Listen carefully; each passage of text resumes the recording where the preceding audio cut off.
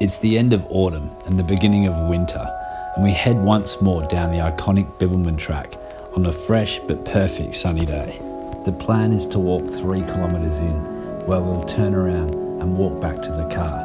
It's easy for an adult, but a fairly solid effort for the boys.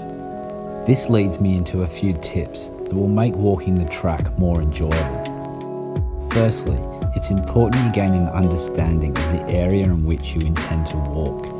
You need to have a rough idea of what you're getting yourself into. Study maps and guidebooks to get familiar with the track and the landmarks that will not only be of interest, but also give you an idea of where you are should you become lost.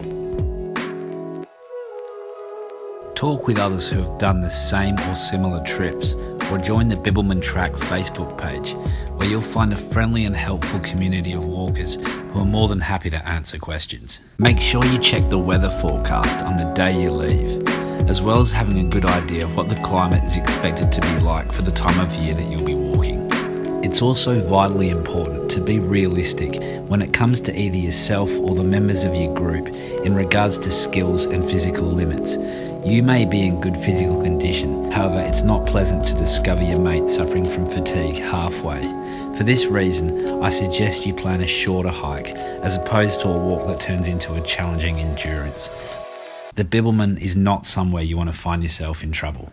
If possible, walk with someone who knows the Bibbulmun Track and learn from their experiences.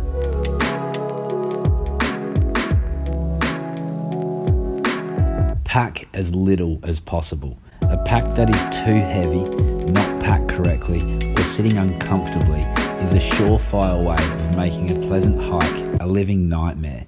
That being said, you need to make sure you're properly equipped. You'll need to evaluate your anticipated needs based on the variety of situations that you're likely to encounter. Obviously, this will vary greatly depending on the length of your trip, the time of year, and the people that you're walking with. Try out new equipment at home or on a short walk. Finding out something is not adequate on your hike is not exactly ideal. Replace old gear before it breaks or runs out. And lastly, tell family or friends where you're going and when you expect to get back. Now with that out the way, let's get stuck into it. Now although the Bibbulmun doesn't quite go to Mundaring, it does cross its most popular feature, the Mundaring Weir. It's situated 8 kilometres from town and around 40 kilometres from Perth in the Darling Scarp. At full capacity, the dam holds a staggering 63.6 million kilolitres of water over an area of 1,470 square kilometres.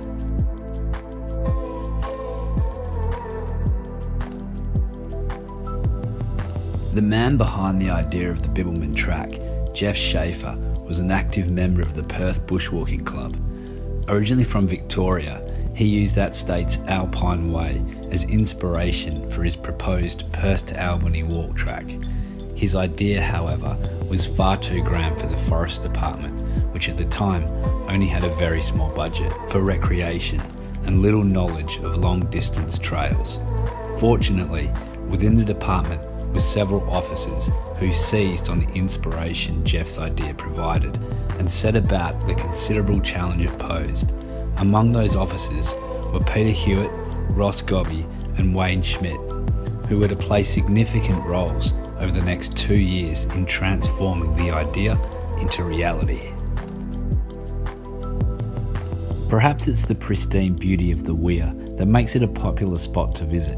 Surrounded by natural bush, as well as manicured lawns, the Bibbulmun Track emerges from the bush and delivers us at the dam wall. The wall itself measures 308 metres at a height of 42 metres. As well as being an idyllic place for bushwalking, Mundaring Weir is one of the world's greatest engineering projects and an important part of West Australia's heritage. Completed in 1903, the Weir was the start of the water pipeline that pumped water to Kalgoorlie goldfields, approximately 700 kilometres away. The Weir is open every day of the week until 6 p.m. and 5 p.m. from May to September. You'll also find picnic areas with free gas barbecues, drinking water and toilets.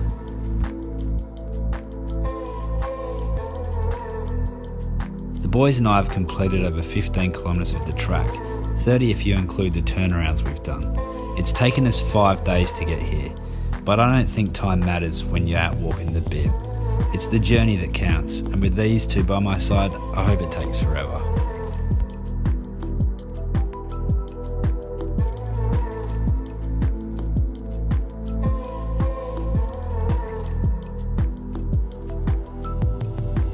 Following the Kalgoorlie pipeline for a short distance, we arrive at the Mundaring Weir Hotel, a stunning historical pub and the final destination for the day.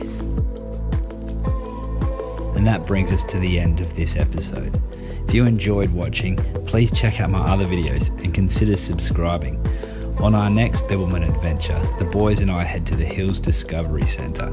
As always, thanks for watching. I'm Dan. See you soon.